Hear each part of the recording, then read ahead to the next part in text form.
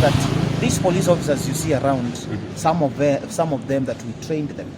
Like me, when I was in special forces, we trained some special operations police officers. So these people, when they come to arrest you, they are not just coming to arrest anyone. Only what I condemn is that the people that were sitting in CID headquarters were receiving orders, and that's what agitated me, to see a whole senior police officer receiving orders on how to deal with a suspect.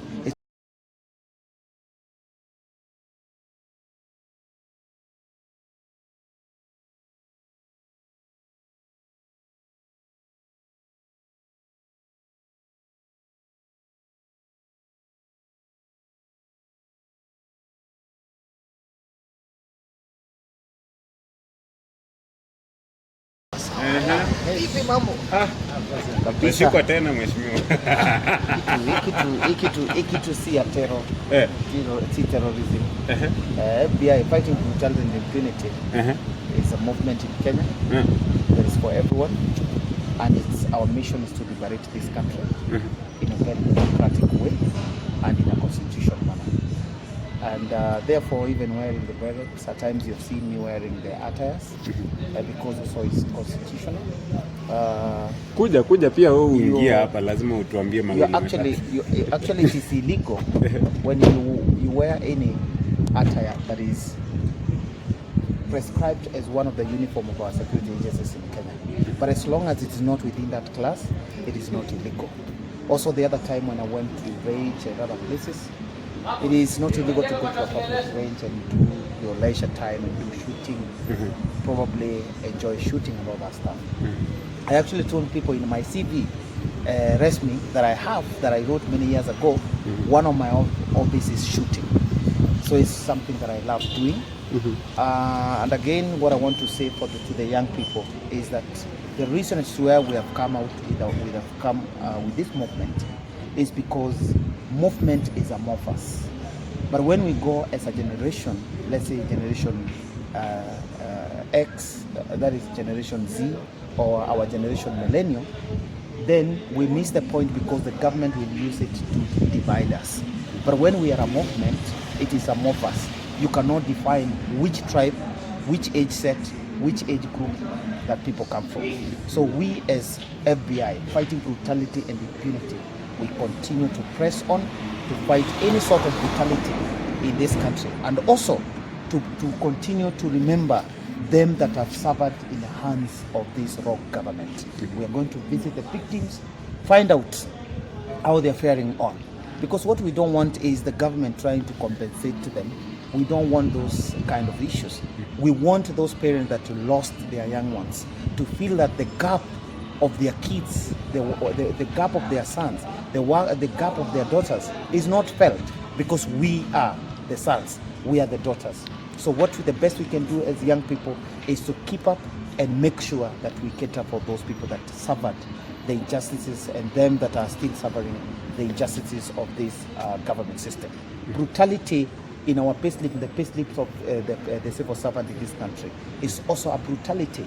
The brutality of SHA, medical health care in this country, is also a kind of brutality that we are fighting as FBI.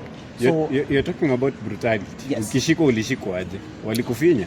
So actually, let me say that wakati nilishikwa na the CIDs, I've had people trying to say that, Patrick Osoi maybe is a government project, you cannot do such things and you get arrested. The fact is that these police officers you see around, some of them that we trained them. Like me, when I was in special forces, we trained some special operations police officers. So these people, when they come to arrest you, they are not just coming to arrest anyone. They are coming to the person they recognize, and rather the person they know. So when I realized they were looking for me, I actually went to them into their Subaru and asked them that I realized that you guys have been training me and looking for me, and I'm here. And they were very respectable, because once you surrender yourself to the police, there's no more that they're supposed to do to you. They are not supposed to harass you in any way. It is provided in our constitution to be protected against any kind of torture or even kind of mishandling. And these police officers understand. Therefore, for any young person, in any way that if you hear that the CIDs are looking for you or coming after you, don't be scared. actually look for them before they even get where you are.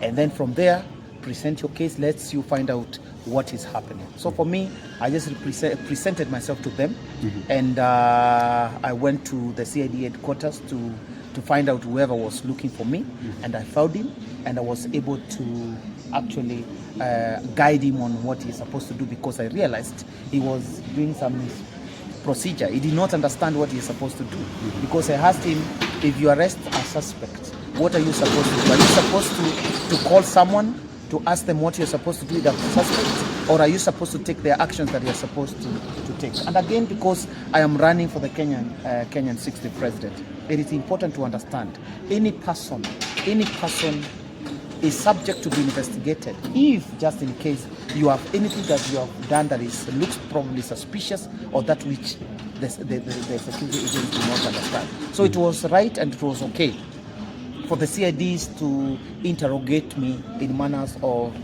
what had happened before. Only what I condemn is that the people that were seated in CID headquarters were receiving orders, and that's what agitated me, to see a whole senior police officer receiving orders on how to deal with a suspect. It's really absurd. So that's what I have to say this evening. Na niulize tu, unajua maswali zangu si za TV. Nakusikiza. Saizi wanakuita terrorist. Kabisa. Do you feel like one? Actually, kwa sababu unajua ile kitu muhimu ni conscience of your mind and concerns of your mind. It's not what people brand you, it's what you believe in yourself and what you are.